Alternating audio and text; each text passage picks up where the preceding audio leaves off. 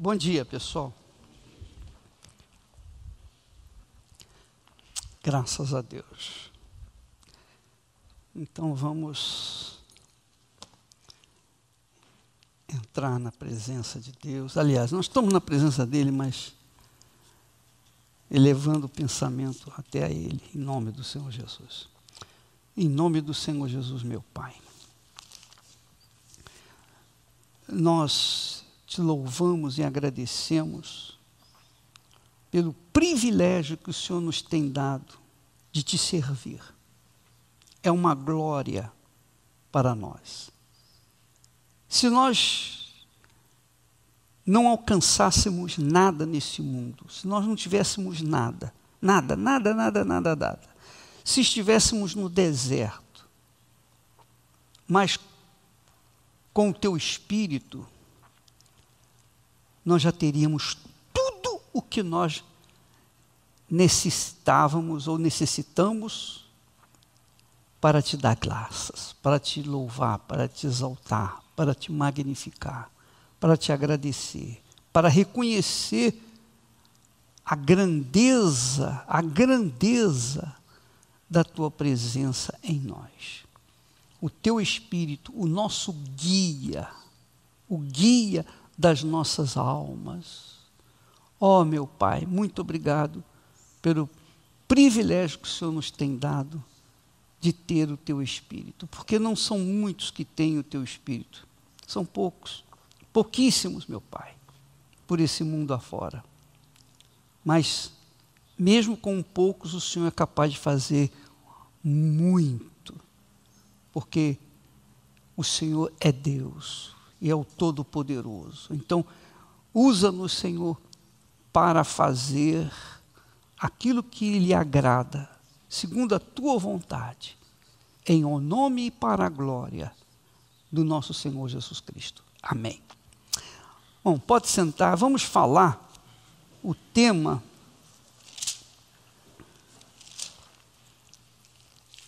O tema é deserto. O tema é deserto. E Mateus 4, abra sua Bíblia, Mateus 4, vamos meditar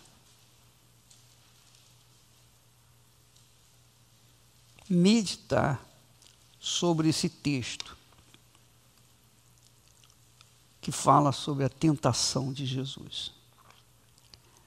Diz o texto: então foi conduzido Jesus pelo Espírito Santo, obviamente, ao deserto, para ser tentado pelo diabo. Para ser tentado pelo diabo. Aí vem a pergunta que não cala. Por que o Senhor, o Espírito Santo, levou Jesus ao deserto, logo após ele ter sido batizado com o Espírito Santo? Por que Deus levou o filho dele ao deserto para ser tentado pelo diabo? Se ele já sabia quem era Jesus. Ele sabia quem era Jesus, sabia que ele ia vencer o diabo, sabia de tudo. Mesmo assim, ele foi levado para o deserto. Já chegou a você essa pergunta? Por que Jesus foi levado no deserto? Por quê? Qual a razão? Qual o motivo? Por quem? Alguém pode me dizer? Alguém pode aventurar uma resposta aí? Bem, a única resposta que me faz sossegar e calar a minha dúvida é essa. Jesus foi para o deserto para chegar no limite da tentação, para deixar para os seus seguidores o seu exemplo. Só isso.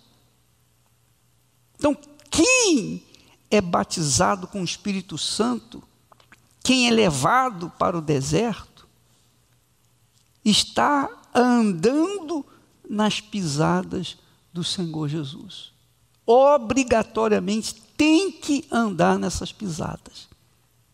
E tem como referencial o exemplo de Jesus.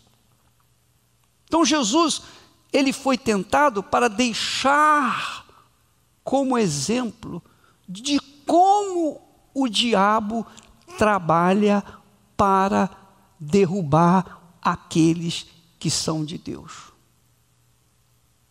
Preste atenção.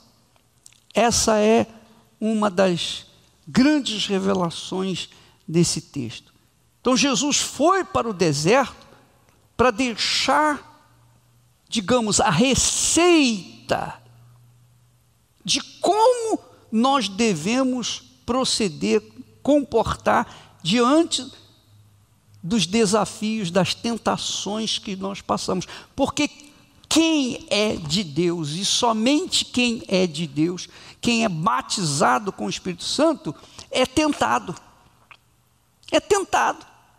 É tentado até o momento em que ele consegue resistir. Porque Deus não permite que nós sejamos tentados além das nossas forças. Então, há um limite de tentação para mim, para você, para cada um de nós. Ninguém vai ser tentado além das suas forças. Ninguém. Ninguém. Então, Jesus foi o exemplo para que nós pudéssemos nos espelhar nele. Como é que ele foi tentado? Como que ele foi tentado? Como que ele resistiu? Como que ele aguentou? Como é que ele foi forte para resistir? Você verifica que depois da primeira tentação, no versículo 8, diz assim, olha só, versículo 8 não, no versículo 5, diz assim, então o diabo o transportou à cidade santa, que é Jerusalém, e o colocou sobre o pináculo do templo. Quer dizer, presta atenção, o diabo pegou Jesus e levou, transportou para esses lugares. Não foi Jesus que foi na frente e o diabo atrás, não. Ou o diabo que foi na frente e Jesus atrás, não. O diabo pegou Jesus, digamos, nos braços e o levou, o transportou até a cidade santa. E colocou no pináculo do templo, na quina do templo, lá em cima. E o tentou. Então você verifica que o diabo, Jesus, permitiu-se ser carregado pelo diabo até o pináculo do templo. E não só foi essa vez não, lá no versículo 8 diz assim, novamente o transportou o diabo a um monte muito alto. Quer dizer, novamente o diabo pegou Jesus, o corpo de Jesus, e o levou até um alto monte. E mostrou-lhe todos os reinos do mundo e a glória deles. Então, nós temos aí uma panorâmica da tentação. Nós temos aí uma panorâmica da tentação. Às vezes, nós somos levados pelo diabo a tentações. Se ele pegou Jesus e levou, ele pode fazer isso com qualquer um de nós e nos colocar no pináculo do templo. É ou não é? Nos levar a um lugar, um alto monte e mostrar para nós a glória do reino desse mundo. Ele pode fazer isso. Não é pegar o nosso corpo e levar. Pode até fazer isso. Não sei se pode, eu não sei. Eu sei que ele pode criar situações em que o homem de Deus, a mulher de Deus é colocada no pináculo do templo, ou no pináculo do templo, isso mesmo, ou no alto monte, ou não pode. Então nós temos que pensar bem o que se passou com Jesus, para que nós possamos guardar a nossa fé, vigiar e guardar e proteger e blindar a nossa fé. Diante das situações hoje no mundo, nós temos certeza que Jesus está às portas. E mais do que nunca, o diabo vai fazer de tudo para derrubar aqueles que estão servindo ao Senhor Jesus. Porque esse é o objetivo dele. Então, o diabo vai fazer das tripas coração para tentar derrubar aqueles que são de Deus. Com certeza. Seja pastor, seja bispo, seja esposa, seja filho, seja quem for. É de Deus, você é de Deus, você pode ter certeza. O diabo está cirandando as nossas vidas para tentar pegar a gente para cair em tentação. Isso você tem que tomar muito cuidado. Quando Jesus disse vigiai e orai, orar é super necessário. Imagine, vigiar ainda é mais necessário. A gente tem que estar sempre, constantemente, monitorando o nosso eu, o nosso coração, a nossa mente, os nossos olhos, a nossa boca, no que vamos falar, o que não vamos falar, o que vamos ouvir, o que não vamos ouvir. Nós temos que estar, se fosse possível, o melhor seria a gente ficar em casa, não sair para coisa nenhuma, lugar nenhum. Isso que seria o ideal. Mas se há internet, então há a chance de entrar na internet e trazer o mundo para dentro de casa. Mas suponhamos que você fique dentro de casa, não tem internet, não tem televisão, não tem nada. Você, o seu marido, você, a sua esposa, etc. E não sai de...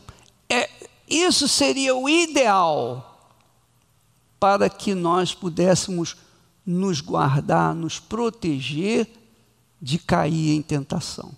Porque o diabo não brinca. Ele não brinca. Ele fez com Jesus, e aqui está um modelo.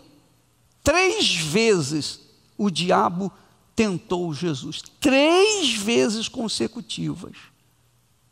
Ele tentou Jesus. E dentro dessa trindade de tentação, nós também nos incluímos. Nós também somos tentados. Dentro dessa receita de tentação. Essa receita de tentação que Jesus passou é o que nós passamos, vimos passando durante toda a nossa vida. E muitos são os que estão derrubados e não conseguem voltar. Muitos estão caídos por causa disso. Imagine, diz o texto que Jesus foi levado pelo Espírito Santo ao deserto para ser tentado. Quer dizer, o Espírito Santo guiou Jesus ao deserto.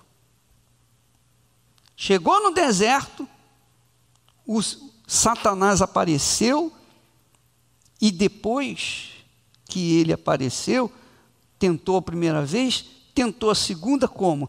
Pegando Jesus com o Espírito Santo.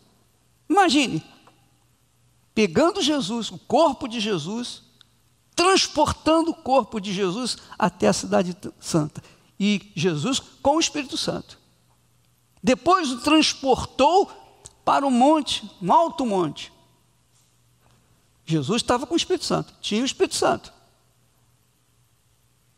Então, nunca, jamais pense que você é forte o suficiente para não cair em tentação. É tão forte, tão forte, tão forte a tentação, ela vem de forma bem sutil, mas ela vem. que Jesus nos ensina a oração, dizendo: não nos deixes cair em tentação. Quer dizer que a tentação vem para todos. Não tem quem fique imune à tentação, mesmo estando em casa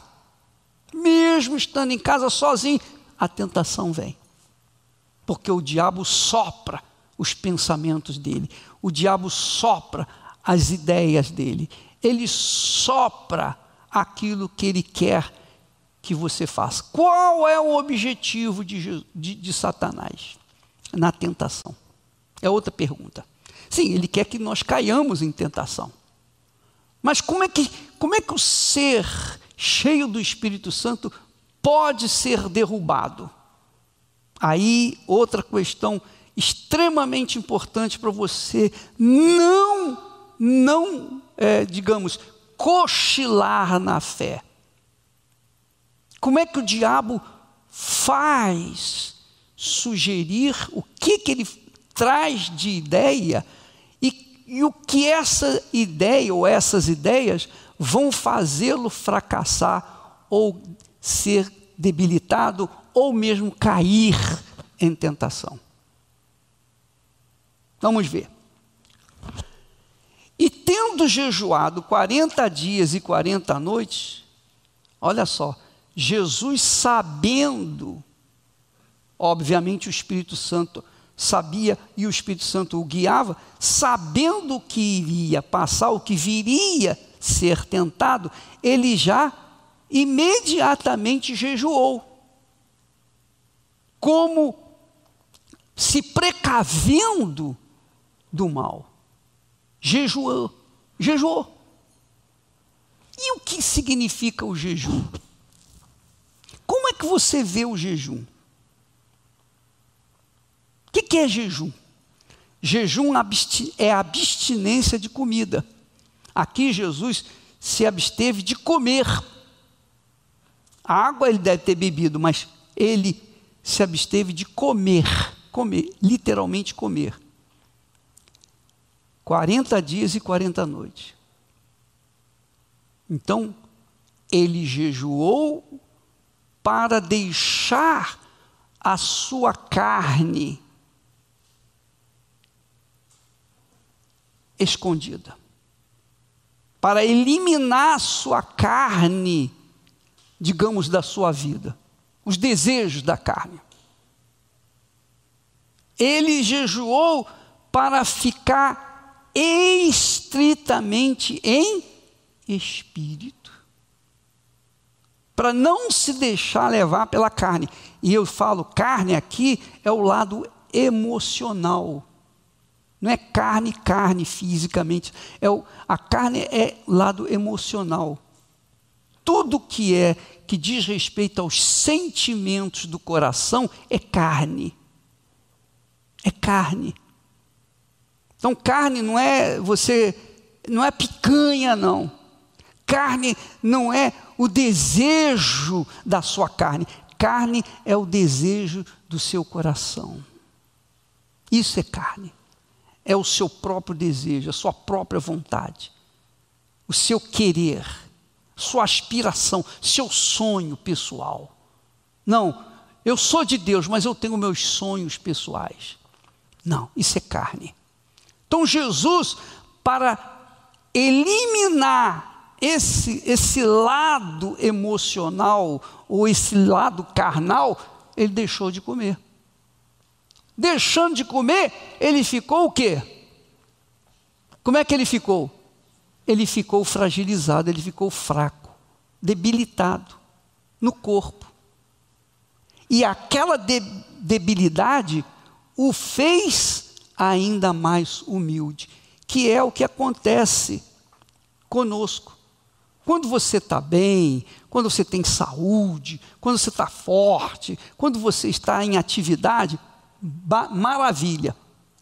Mas quando você está doente, quando você que já pegou coronavírus, por exemplo, que teve febre, e teve dores no corpo, e falta de ar, e não sei mais o que, aquela sensação de cansaço, de fraqueza.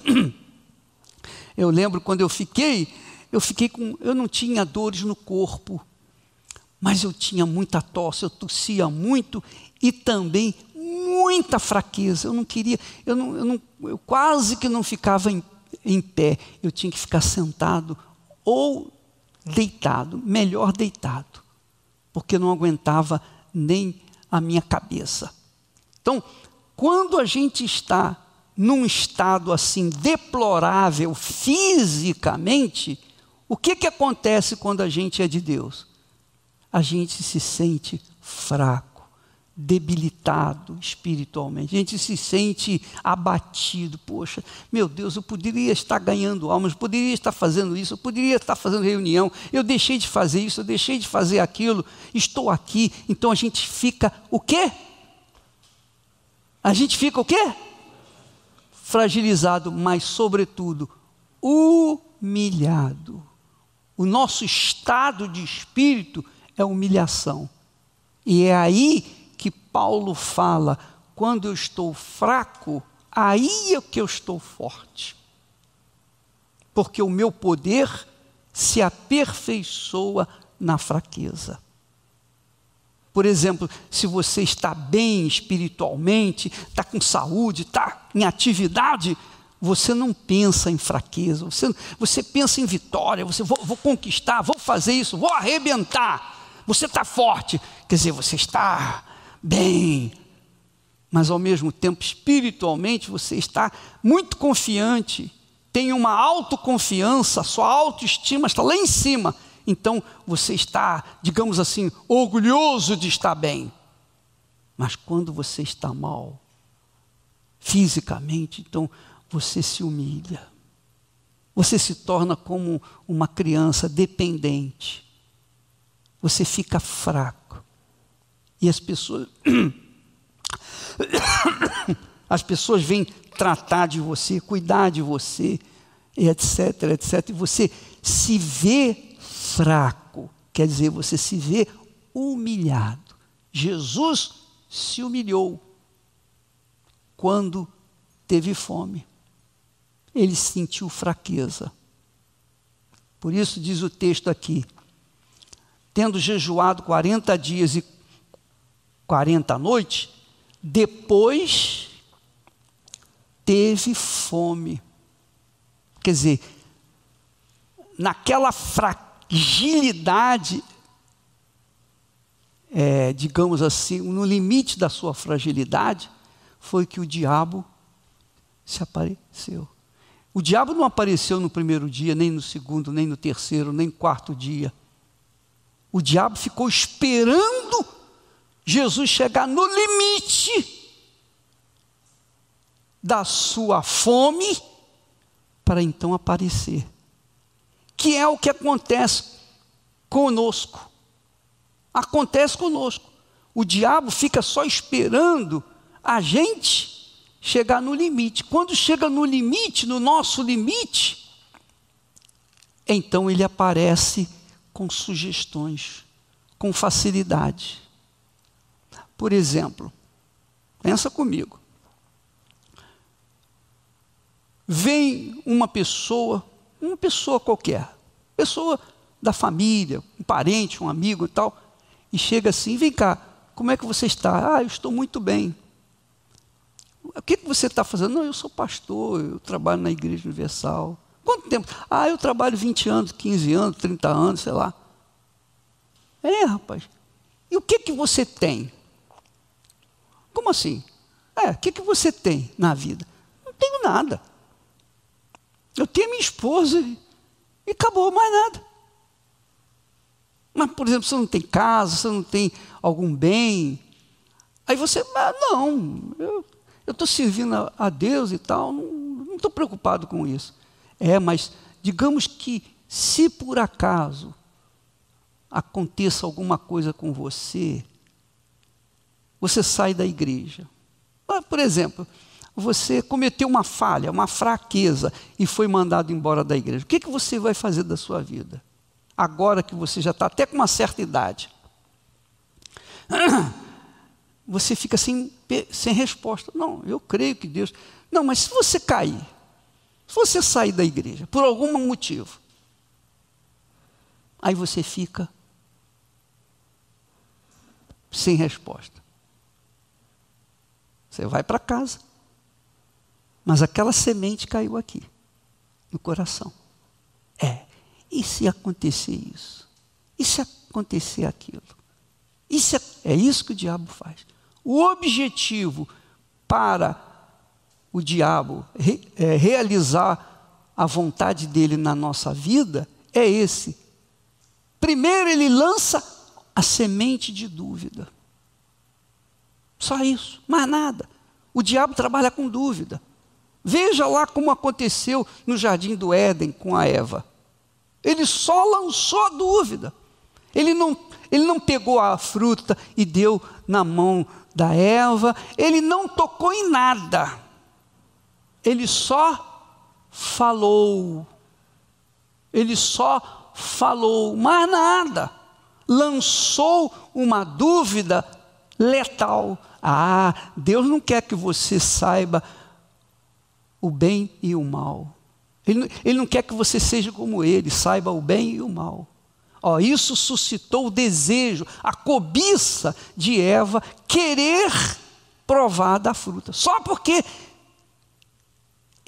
o diabo, suscitou uma dúvida de ela saber o bem e o mal.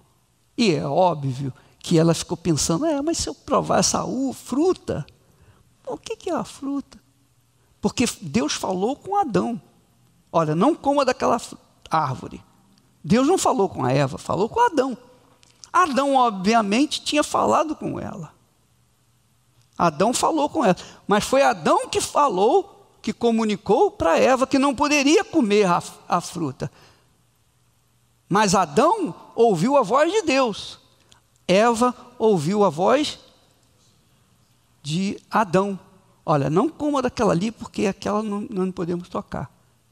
Uma coisa é você ouvir a voz de Deus, outra coisa é ouvir a voz de outras pessoas. Então, parece que a voz de Adão não foi tão eficaz para a Eva. E é assim que acontece dentro da igreja. Acontece, muitas pessoas seguem o Jesus que você pregou, mas não teve uma experiência pessoal com ele. Então elas não têm segurança, elas não têm certeza. Porque se o diabo fosse falar com Adão, olha Adão, prova desse fruto aí, o diabo seria frustrado, porque Adão dizia, não, meu Deus falou que eu não devo comer, eu não vou comer. Mas Adão não foi, o diabo não foi para Adão, ele tentou a Eva. Porque quem falou para Eva foi Deus? Não, foi Adão. Quer dizer, ela não conhecia o poder que tinha aquela fruta de destruir a vida dela. Ela tinha ouvido apenas a palavra de Adão. Entendeu o que eu estou falando? Então, o diabo, ele usa pessoas.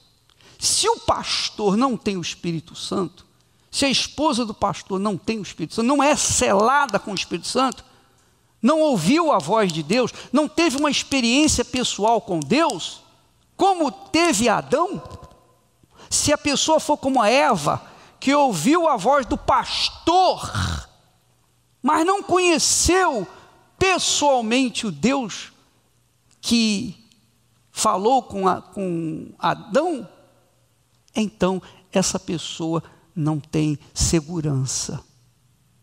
Não tem segurança. Entendeu o que eu estou falando? Aí está a razão do porquê muitas pessoas, muitos pastores caem. Eles caem em tentação por quê? Porque eles não tiveram uma experiência pessoal com Deus. Eles não ouviram a voz de Deus. Lá em Salmo 29 fala: a voz do Senhor é poderosa. A voz do Senhor é poderosa. Ela não para nunca. A voz de Deus na pessoa que é batizada com o Espírito Santo é poderosa dentro da gente. Continua poderosa dentro da gente para que nós venhamos nos abrigar nessa voz, nessa palavra. É a habitação do Altíssimo, é o abrigo de Deus. Então essa palavra nos guarda. O diabo sabe disso, sabia disso. Por isso que não adiantava ele tentar Adão. Ele foi tentar a Eva.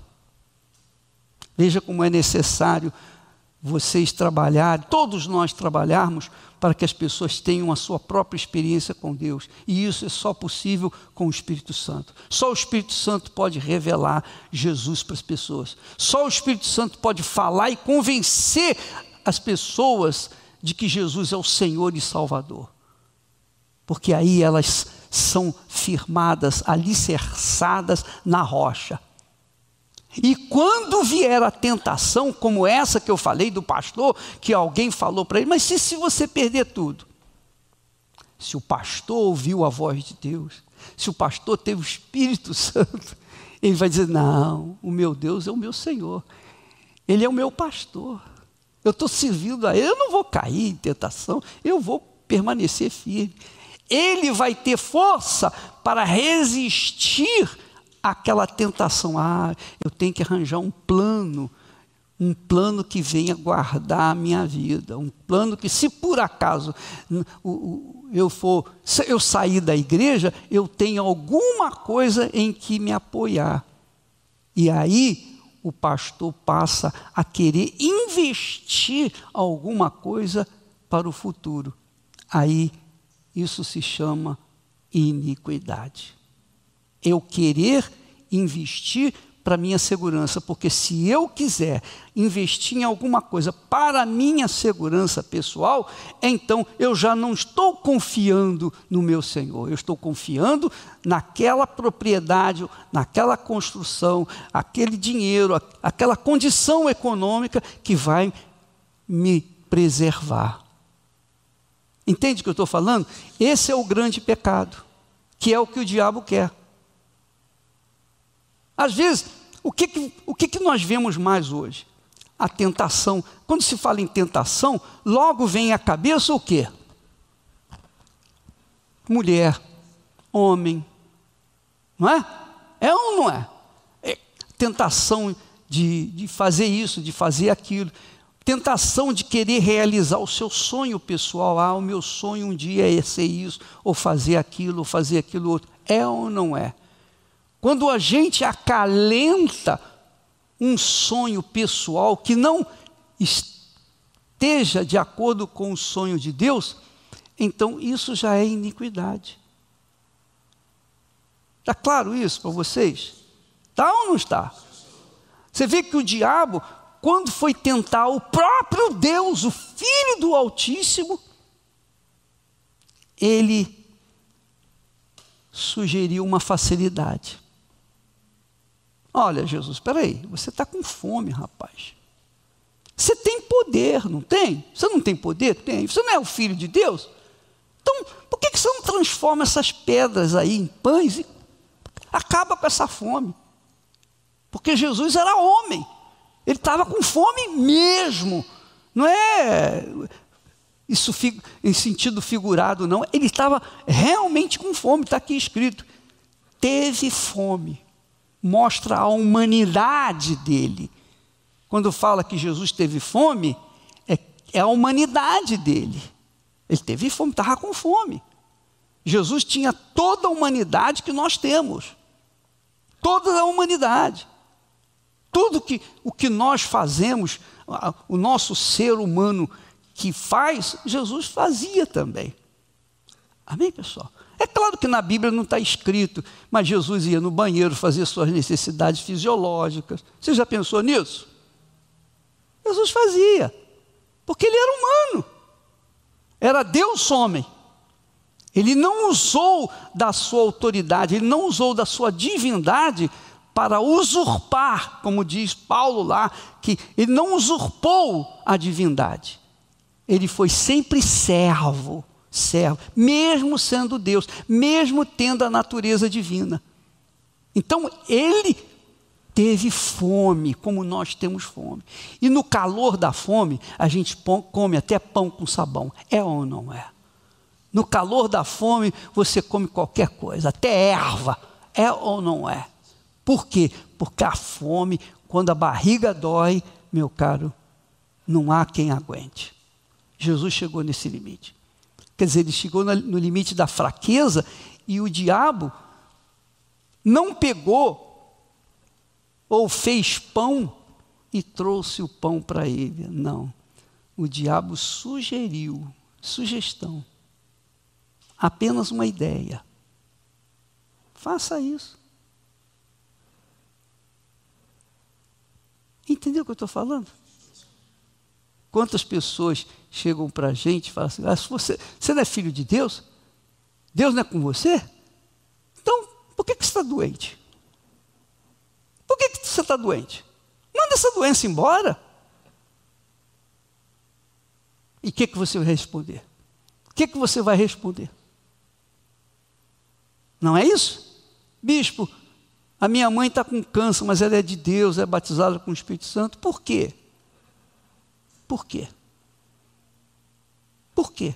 Cadê a fé? Cadê o Espírito Santo? Se a pessoa é incrédula, ela diz, cadê o Espírito Santo? Então, essas perguntinhas que sugerem o quê? O que sugerem? Quê? Dúvida. É só isso que o diabo quer. Ele quer plantar a semente da dúvida. Porque se ele conseguir semear um mínimo de dúvida em você, já era. Você vai perder a sua fé. Porque a Bíblia fala, Paulo fala lá, que o Senhor Jesus é o autor e consumador da fé. Fé é certeza. O diabo, contrariamente, é o autor e consumador da dúvida. Se você tem uma dúvida, pronto. Se essa dúvida permanece em você, ela vai gerar frutos.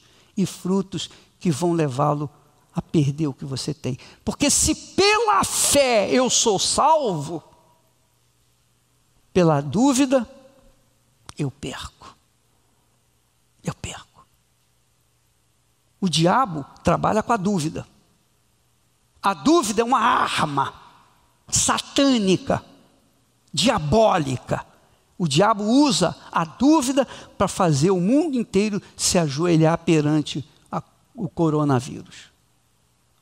Mas, por outro lado, Deus nos tem dado a fé.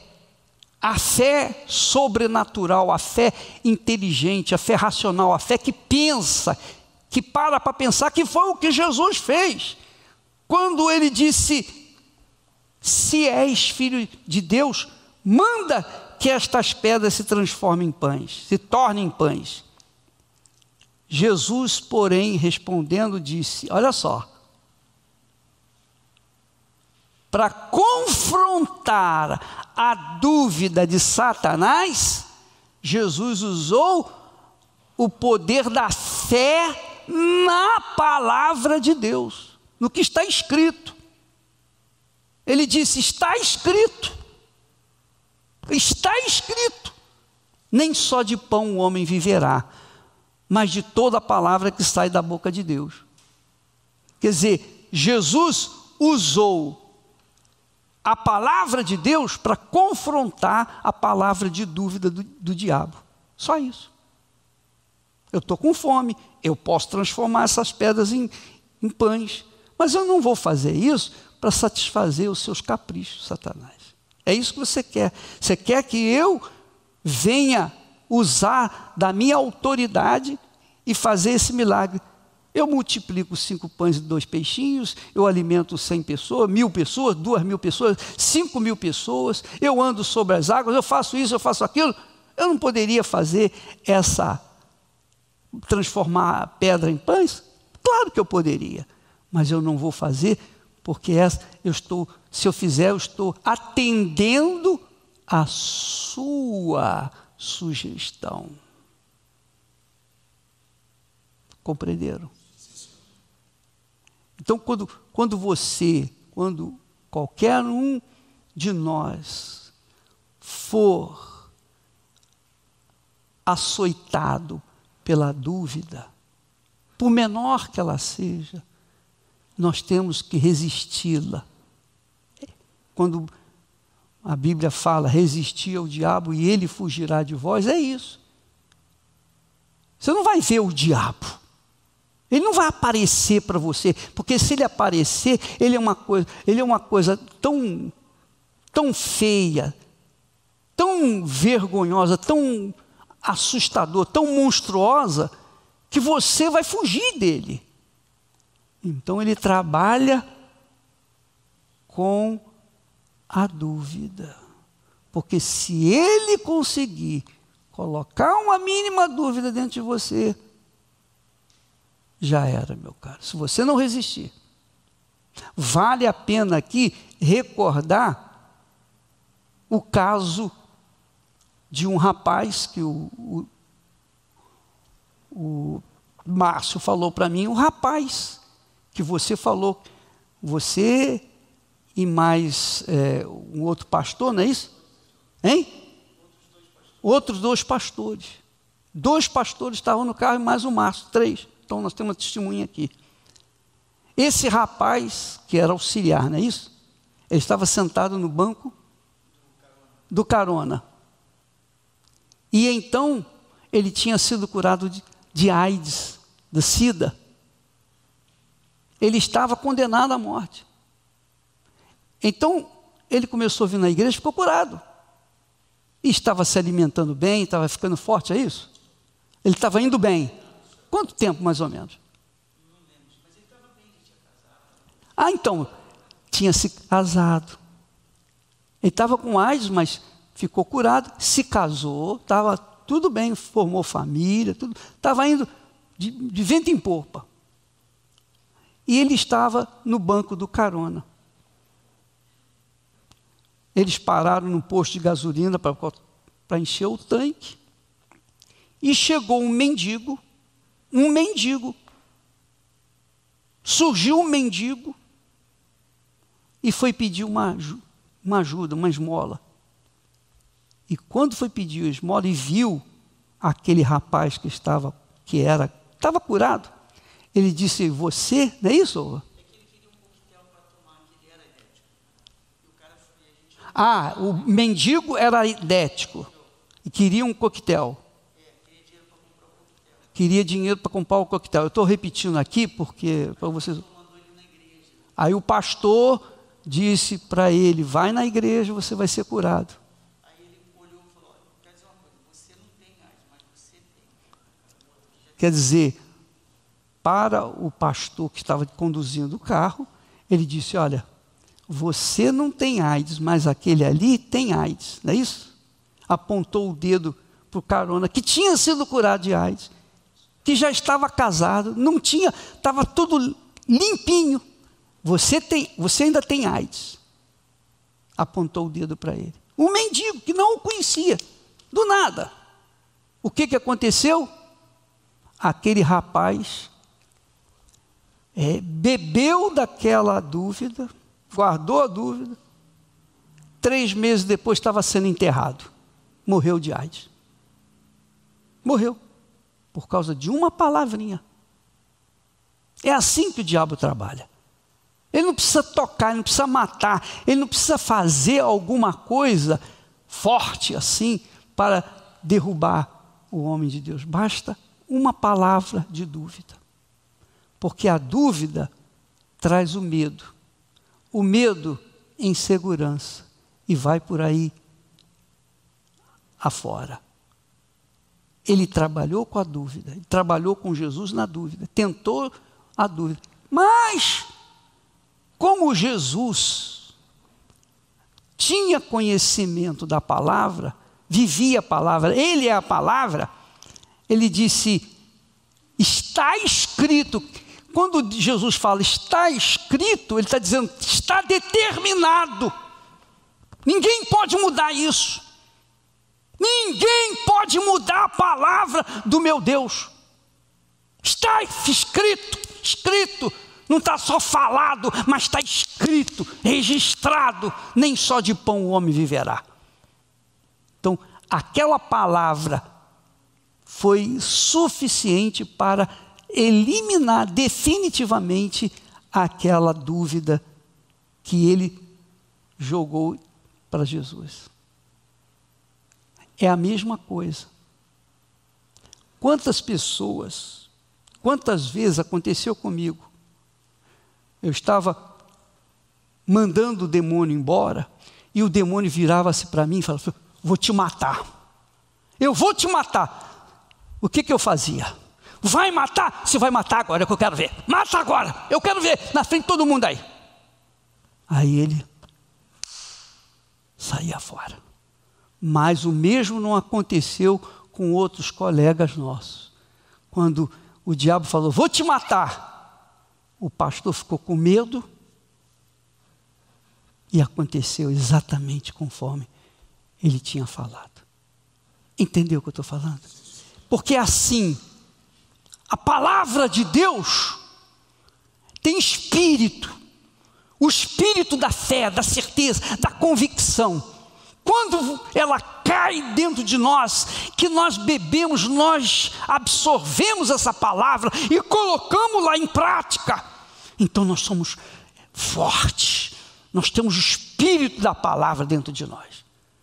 Mas, se a palavra da dúvida, que carrega o espírito do diabo, que é o espírito da dúvida, vem e não há aquela resistência pessoal contra aquela dúvida, é porque essa pessoa realmente não tem o Espírito Santo.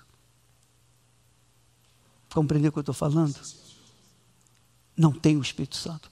Ah, mas eu falo em línguas. Você pode falar em língua, pode profetizar, você pode fazer o que você quiser, pode pregar o evangelho, pode mandar demônio embora, pode fazer milagre, pode fazer o que você quiser. Se você não tem o Espírito Santo, meu caro, você dança nessa hora, na hora da tentação. Porque a palavra de Deus é forte, é poderosa para os que creem nela. Para os que não creem, para os que andam na dúvida, não adianta nada. O que adianta a palavra de Deus para uma pessoa que vive na dúvida? Que é o mundo inteiro. Os pecadores vivem na dúvida, no medo, na insegurança, porque não tem a palavra de Deus. Por que não tem? Porque não beberam, porque não querem, porque rejeitaram. Por isso que lá em Isaías 53, o profeta diz, o próprio Deus diz através do profeta: quem creu em nossa pregação? E a quem foi revelado o braço do Senhor? Olha só que coisa maravilhosa. Então quem creu e foi revelado o braço do Senhor, o poder de Deus, pode vir a dúvida que vier, se a pessoa estiver vigilante, ela está pronta para resistir na hora. Mas se ela estiver distraída ou cochilando, aí, meu caro, a dúvida, porque a dúvida é um poder, é uma arma que o diabo usa. É uma arma. Eva caiu e tantos outros caíram. O próprio Davi caiu. O próprio rei Davi caiu quando mandou contar os homens de Israel, do exército de Israel. Por quê? Porque deu ouvidos à voz do diabo. Deu ouvidos à voz da dúvida. Então, assim como você tem essa palavra aí nas mãos, nós temos a palavra de Deus nas mãos. Nós conhecemos a palavra de Deus. Nós lemos a palavra de Deus. Essa palavra, ela carrega espírito, o espírito da fé, o espírito da convicção, o espírito do destemor, o espírito da coragem. Quando você está embriagado da palavra de Deus, duvido que você vai ter medo do futuro. Pelo contrário, venha o que vier, você não tem nada a perder. Amém, pessoal? Nós não temos nada a perder. Porque se morrermos hoje, será lucro para nós. Se vivermos hoje, será Cristo. É mais um dia de sacrifício que a gente vai ter que viver. Se vivermos daqui a um ano, mais lutas, mais sacrifício. É ou não é? Se morrermos daqui a um ano, então daqui a um ano nós vamos para a glória, é lucro para nós. Portanto, para nós morrer é lucro. Morrer é lucro, qualquer dia, qualquer hora. E o viver, qualquer dia, qualquer hora, é sacrifício. Então, você, quando eu falo você, eu estou incluindo entre vocês, incluído. Nós temos que estar permanentemente vigilantes. Permanentemente vigilantes. Sempre vigiando. Sempre atento. A qualquer momento do dia, da hora, da noite, o diabo pode aparecer para você com uma sugestão. Qualquer hora do dia, da noite. É claro, é óbvio que quanto mais tempo você estiver na presença de Deus, mais forte, mais blindado você fica, mais experiente você fica com respeito aos ataques do diabo. Você está mais atento. Compreende o que eu estou falando? Então, se você é convertido há 20 anos, você tem uma experiência. Se você é convertido há 25 anos, você tem outra experiência. Você é mais experiente. Se você é 30 anos, você é de convertido, 30 anos você tem mais experiência do que os outros. Conforme vai passando o tempo, mais experiente você vai ficando. Se você continuar na fé, continuar vivendo nessa certeza, você vai permanecendo na fé, você vai crescendo na fé, você vai desenvolvendo o potencial da fé. E aí fica cada vez mais difícil para você cair numa cilada, na casca de banana que o diabo vai oferecer. Entendeu o que eu estou falando? Essa é a nossa glória. Essa é a minha glória. Graças a Deus. Graças a Deus. Cada vez, cada ano que passa, graças a Deus, meu Pai. Não porque eu estou vivo, mas porque já sou mais velho na fé, mais maduro na fé. Eu já passei por aquelas experiências infantis da fé. Eu já passei por aquelas dúvidas de menino na fé, de criança. Quando eu era criança, como Paulo fala, eu pensava como criança. Eu já passei por isso. Mas isso não significa que eu estou imune. Não. Ninguém está imune à tentação. Todos estão sujeitos à tentação enquanto estivermos aqui nessa carne, nessa casca. Então, cada dia que você conquista na fé, você permanece na fé, cada dia é uma glória para você. É uma pedra na sua coroa, que blinda a sua fé. É isso que é importante. Compreendeu o que eu estou falando? Então não se deixe levar pelas ilusões, pelas emoções, pelo coração, pelos sonhos pessoais. Não desfoque a sua mente, o seu ser, o seu coração do altar. Nunca, jamais em tempo algum. Enquanto você estiver no altar, você está sacrificando a sua carne, o seu eu, a sua vontade, seus projetos pessoais, seus sonhos. Você já largou tudo, você já morreu para esse mundo. Enquanto você estiver no altar, você está lutando, você está vivo, você está forte, você está resistente. E você vai vencer. Agora, se por acaso você começar a se desviar do altar, e como é que você se vê, ou como é que você pesa a sua condição espiritual? Como é que você pode medir a condição espiritual? Como é que você pode se olhar? Qual o espelho que mostra a pessoa espiritual ou não? O que nós podemos dizer? Olha, isso é o que me faz permanecer na fé. O que é? Vamos aí falar, vamos perguntar aí. Alguém tem alguma resposta? Uma pegadinha. O que faz? O que identifica uma pessoa espiritual? Ou então, perguntando melhor, o que identifica se você está no altar ou não está no altar? Não existe um pé no altar e um pé fora do altar. Ou você está no altar ou você não está no altar. Ou eu estou ou eu não estou no altar. Como é que eu sei que eu estou no altar?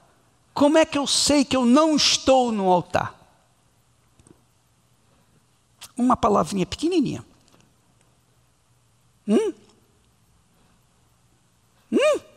Qual é?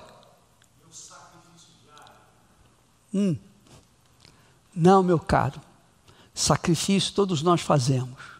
Às vezes o pecador faz sacrifício também. Sacrifício não é a palavra. Chama-se a consciência de paz. Você tem paz dentro de você. A sua consciência não acusa em nada. Você já passou por tantas tentações, tantas lutas, tantos dissabores, mas a sua consciência está em paz. Você está em paz consigo mesmo, mas sobretudo com Deus.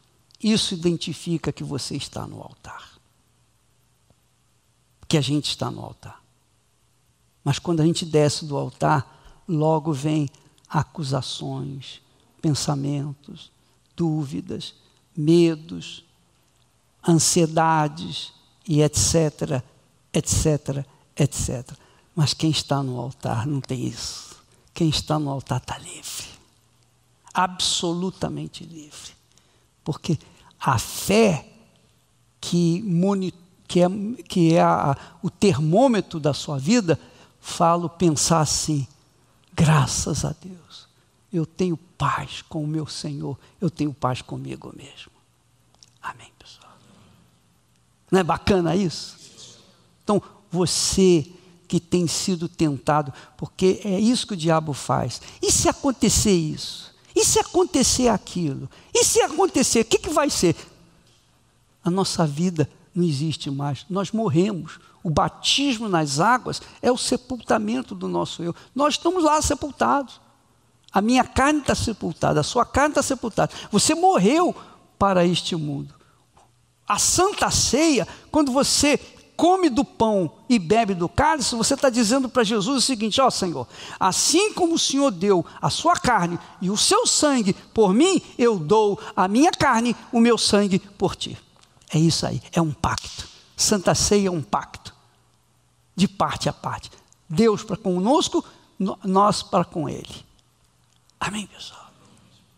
A Santa Ceia não é comer um pedacinho de pão, nem um suco de uva, beber um pouco de suco de uva. Não, Santa Ceia é um pacto, é uma renovação. Para quê? Em memória do nosso Senhor Jesus Cristo. Amém? Nós o fazemos em memória do nosso Senhor, daquele que deu a vida, deu o seu corpo, deu o seu sangue por nós. Então, na Santa Ceia, nós colocamos a nossa vida também. O nosso corpo e o nosso sangue, por Ele. Então, se você está no altar, você está em paz com Deus, sobretudo, em paz consigo. Até porque o Espírito Santo, que é o Espírito da fé, ele convence a gente se há alguma coisa errada ou se não há. É ou não é? Então, se o Espírito Santo não fala nada que você tem alguma coisa errada, até porque você está em paz com Deus. Mas se Ele toca, se Ele fala, se Ele mostra para você, você sabe o que é. Só você e Ele, mais ninguém. Mas no altar, no sacrifício nosso, no altar diário, a gente vive em paz com a nossa consciência e, sobretudo, com Deus. Amém. Isso não significa dizer que a gente não venha se irritar com certas coisas, se aborrecer com outras coisas. Está escrito: irai-vos e não pequeis. Não está escrito isso? Jesus se irou. Foi ou não foi?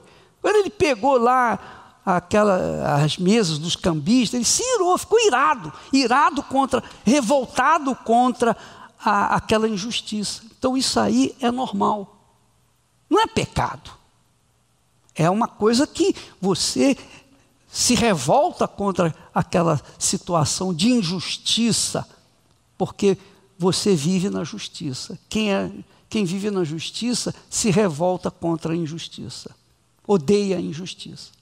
Quem vive na injustiça gosta da injustiça e do que é pecado. Amém, pessoal? Pense bem, a sua alma é peneirada, a nossa alma é peneirada todo dia. Todos os dias. E se a gente tem uma boa consciência, graças a Deus. Se você permanece com essa boa consciência, 1 ano, 2 anos, 3 anos, 4 anos, 5, 10, 15, 20, quanto mais você permanecer nessa posição de boa consciência, mais blindado você estará contra os ataques do diabo. Amém? Então, resistir ao diabo. O que é resistir ao diabo? Resistir o quê? A dúvida. Resistir à dúvida. Se o diabo tem alguma coisa contra você para te acusar, se ele tem razão de te acusar, então você tem que correr para o altar e, meu Deus, me perdoe. Me perdoe, e Deus vai lhe perdoar. Me perdoe, eu caí, mas me perdoe, eu quero me confessar, eu quero... Você resolve o problema com Deus. Nós temos o altar para resolver todos os nossos problemas com Ele. Amém? Mas a nossa consciência tem que estar permanentemente limpa, pura, para que nós possamos ser úteis na mão de Deus. Graças a Deus. Ó Espírito Santo, nós te adoramos, agradecemos, louvamos pelo que o Senhor nos tem dado.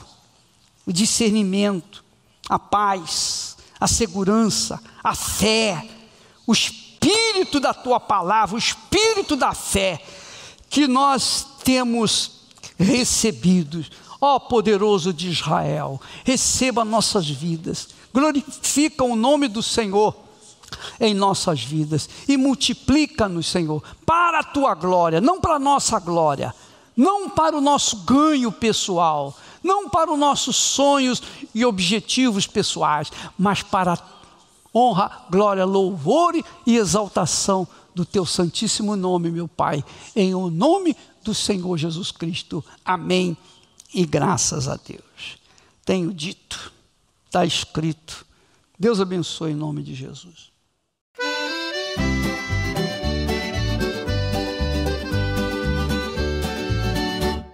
Lasciatemi scegli mele tu, un sole che scuria trairà. Mi dissi vieni con me stasera, una sera che pari a magia, una cantina che durava musto, lugori mio, e non ci detti tutto.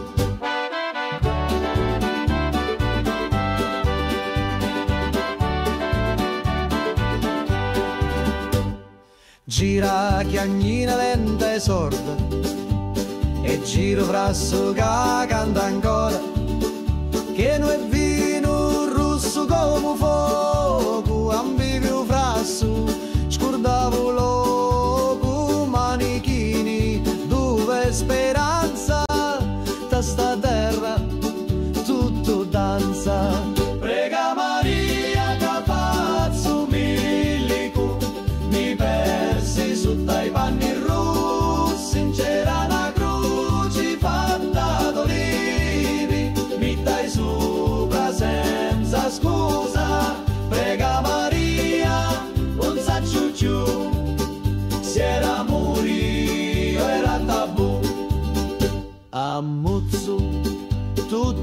grasso scioglieva cori come passo.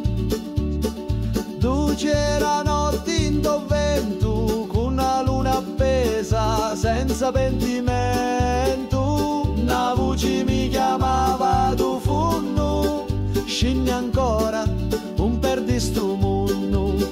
Da cantina il tempo si ferma, ogni goccia è storia eterna.